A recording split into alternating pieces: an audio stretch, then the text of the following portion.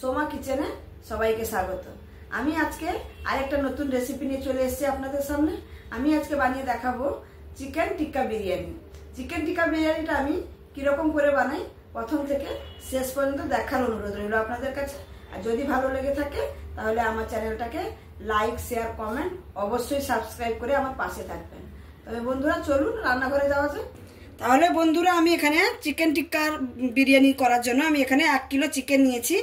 Boneless chicken আমি এরকম সাইজে মিডিয়াম সাইজ করে এরকম করে কেটে নিয়ে এসেছি। তার সঙ্গে নিয়েছি এখানে আমি বাসমতি রাইস। এটাকে আমি 1-1.5 ঘন্টার মতন ভালো করে ধুয়ে জলে ভিজিয়ে রেখেছি। আর তারপরে নিয়েছি আমি এখানে টক দই, ধনে পাতা, পুদিনা পাতা, পেঁয়াজ কুচি, এখানে নিয়েছি আদা রসুন পেস্ট, বিরিয়ানি মশলা, এখানে আমি নিয়েছি গোটা গরম মশলা, আর এখানে আমি নিয়েছি 2টো টমেটো, ছোটো সাইজে 2টো টমেটো কুচিয়ে নিয়েছি, একটা লেবু নিয়েছি, লেবু আর কটা কাঁচা লঙ্কা নিয়েছি। আর এখানে আমি ঘি নিয়েছি, গরম মশলা নিয়েছি, সমস্ত গুঁড়ো মশলা নিয়েছি। আর রান্নাটা করব আমি সম্পূর্ণ রান্নাটা আমি সরষের তেলে করব। এখানে আমি প্রথমে চিকেনটাকে একটু ম্যারিনেশন করে দেব। ম্যারিনেশন করে নেওয়ার জন্য আমি এখানে দেব লবণ,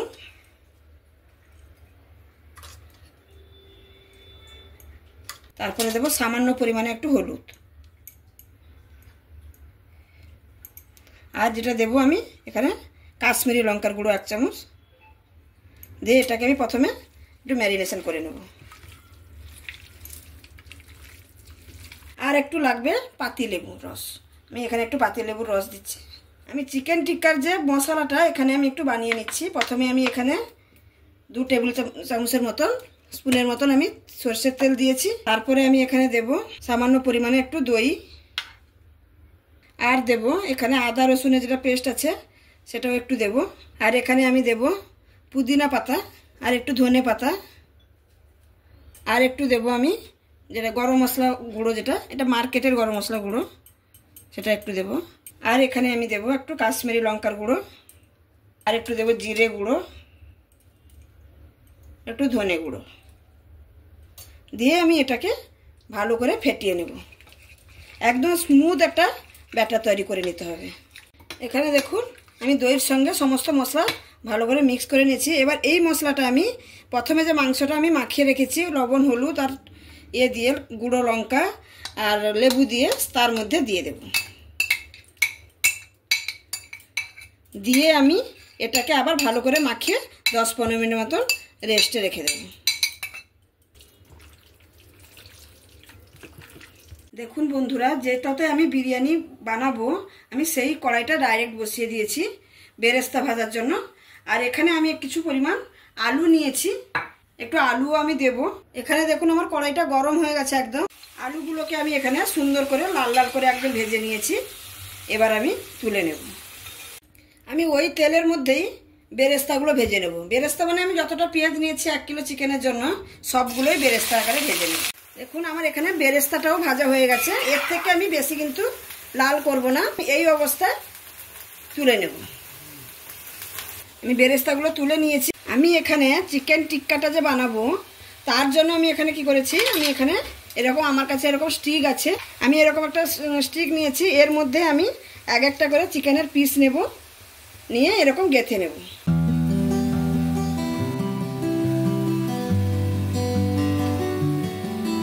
দেখুন বন্ধুরা আমি এরকম করে গেঁথে নিয়েছি। দেখুন বন্ধুরা আমি গ্যাসটা জ্বলিয়ে নিয়েছি, তার উপরে এরকম আমি একটা জালি বসিয়ে দিয়েছি। আমি একটু ঘি লাগিয়ে দেবো এর উপরে, যাতে চিকেনটা এরপরে চিপকে না যায়, সেই জন্য লাগিয়ে দিয়েছি। এবার আমি একটা করে স্টিক এরকম বসিয়ে দেব।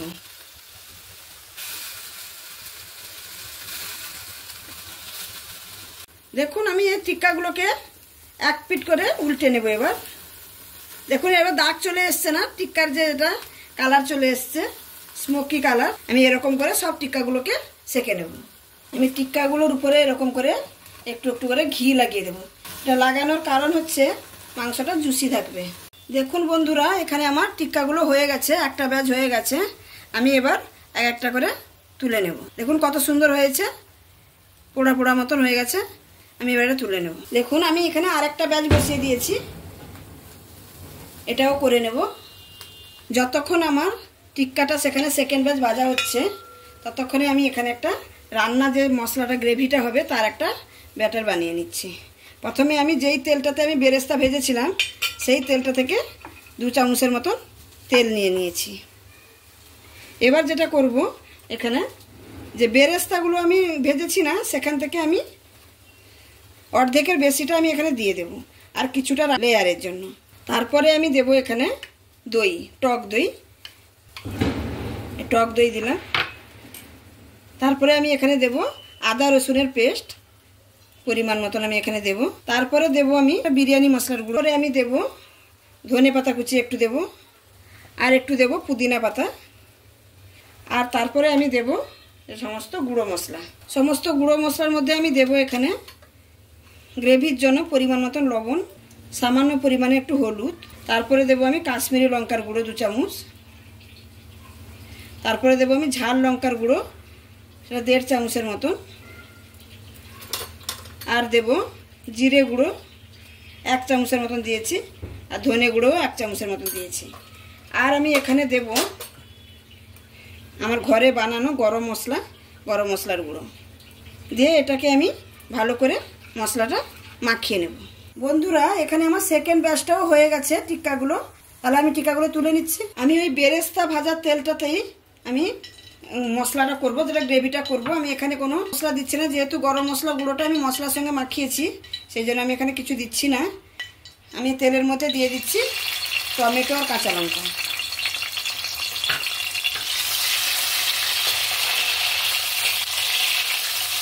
এখানে টমেটো আর কাঁচা লঙ্কাটা ভাজা হয়ে গেছে। আমি যে মশলাটা প্রথম থেকে মাখিয়ে রেখেছিলাম সেটা এবার দিয়ে মশলাটা কষিয়ে নেব। এটা মাখিয়ে রাখার কারণে মশলাটা তাড়াতাড়ি রান্না হয়ে যাবে, আর মাংস তো আধা সেদ্ধই হয়ে আছে টিক্কার জন্য।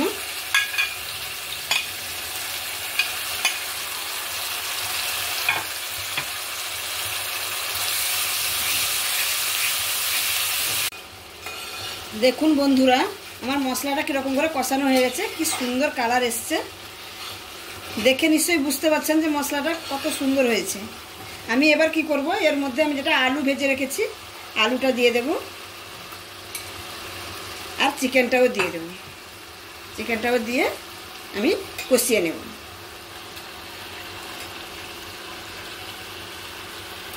চিকেনটা দেখুন কত সুন্দর হয়েছে। এরকম করে টিক্কা মশলা বিরিয়ানি বানিয়ে নিলে রেস্টুরেন্টে যাওয়ার কোনো দরকারই নেই। আমি এখানে এটাকে 5 মিনিটের জন্য একটু ঢাকা দিয়ে দেবো। এখানে দেখুন আমার বিরিয়ানির জন্য যে আমি চালটা করব, আমি প্রথমে জলটা বসিয়ে দিয়েছিলাম। জলটা আমার একদম টকবক করে ফুটে গেছে। এখানে আমি পরিমাণ মতো লবণ দিয়ে দেব, আর দেব তেজপাতা আর গোটা গরম মশলা। এখানে সাহা জিরা আছে, গোলমরিচ আছে, লবঙ্গ আছে, ছোটো এলাচ, দারচিনি আমি এখানে দিয়ে দেব। আর এখানে আমি একটু দেব লেবুর রস, পাতিলেবুর রস একটু দিয়ে দেব। পাতিলেবুর রসটা দিলে ভাতটা একদম একটা একটা করে থাকবে আর সাদা হবে একদম। এবার আমি চালটা দিয়ে দেব। চালটা আমি এখানে আমার প্রায় 1.5 থেকে 2 ঘন্টা মতন আমি ভিজিয়ে রেখেছিলাম।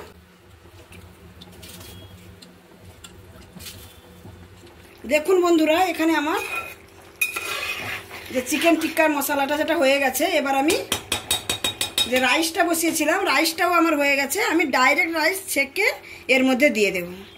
আমি এখানে গ্যাসটা বন্ধ করে দিচ্ছি।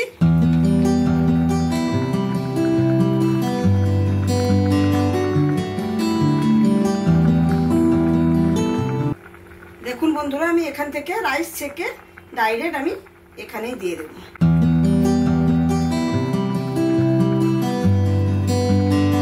আর আমি রাইসটা এখানে 80% পর্যন্ত সেদ্ধ করে নিয়েছি, আর যতটুকু বাকি আছে এটা স্টিমে হয়ে যাবে।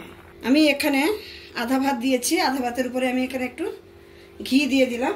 ঘি দেওয়ার পরে আমি এখানে একটু বিরিয়ানি মশলা ছড়িয়ে দিচ্ছি। তারপরে আমি এখানে একটু পুদিনা পাতা, একটু ধনে পাতা, আর সামান্য পরিমাণে একটু বেরেস্তা, তার উপরে আবার একটা লেয়ার ভাত দিয়ে দেব। আমি এখানে আবারও ভাত দিয়ে একটা লেয়ার করে নিয়েছি। আমার এখানে রাইসটা একটু যে জায়গাটা বানাচ্ছি বিরিয়ানি হাঁডিতে একটু ছোট হয়ে গেছে, রাইসটা একটু বেশি হয়ে গেছে। আমি এখানে একটু ঘি দিয়েছি, ঘি দেওয়ার পরে আমি বাদ বাকি যে পুদিনা পাতা, ধনে পাতা, বেরেস্তা আর দেবো এখানে আমি বিরিয়ানি মশলা। আমি এখানে এরকম করে ঢাকনাটাকে আমি, যেহেতু আমার রাইসটা একটু বেশি হয়ে গেছে, ঢাকনাটাকে আমি উল্টো করে লাগিয়ে নিয়েছি। আমি এখানে কোনো আটা বা কিছু লাগাবো না, আমি লাগিয়ে নিয়েছি। আর এখানে আমি একটা তাওয়া বসিয়ে নিয়েছি, তাওয়াটার উপরে আমি হাঁড়িটা বসিয়ে দেব স্টিমের জন্য।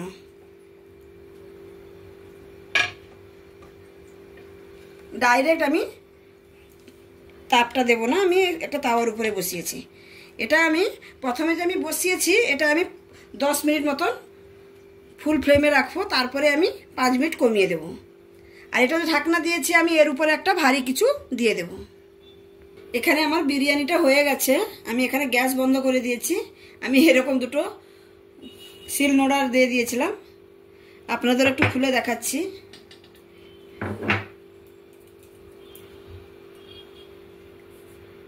দেখুন সুন্দর হয়ে গেছে, ভাতগুলো একদম গোটা গোটা আছে,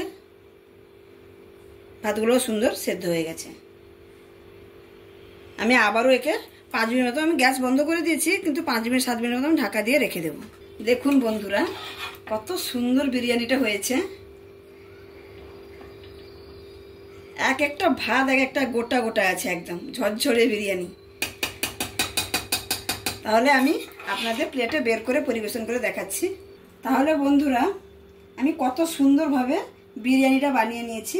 একটা একটা ভাত এক একটা করে আছে, একটাও ভাঙেনি, কিচ্ছু হয়নি, এত সুন্দরভাবে হয়েছে বিরিয়ানিটা আমার। তাহলে কত সহজে আমি টিক্কা বিরিয়ানিটা বাড়িতে বানিয়ে নিলাম। আপনারাও একবার, আমার অনুরোধ রইল, এরকম টিক্কা বিরিয়ানি আমি যেরকম করে বানালাম পুরো পদ্ধতিটা প্রথম থেকে শেষ পর্যন্ত যদি ফলো করেন তাহলে আপনারাও বাড়িতে বানাতে পারবেন। তাহলে যদি আমার রেসিপিটা ভালো লেগে থাকে তাহলে আমার চ্যানেলটাকে লাইক, শেয়ার, সাবস্ক্রাইব করে আমার পাশে থাকবেন, আমাকে উৎসাহ বাড়াবেন আরও অনেক কিছু নতুনত্ব কিছু দেখানোর জন্য। তাহলে বন্ধুরা আজকে এখানেই শেষ করছি, আবার একদিন অন্য কোনো ভিডিও নিয়ে উপস্থিত হব। তাহলে আজকের মতন এখানে টাটা।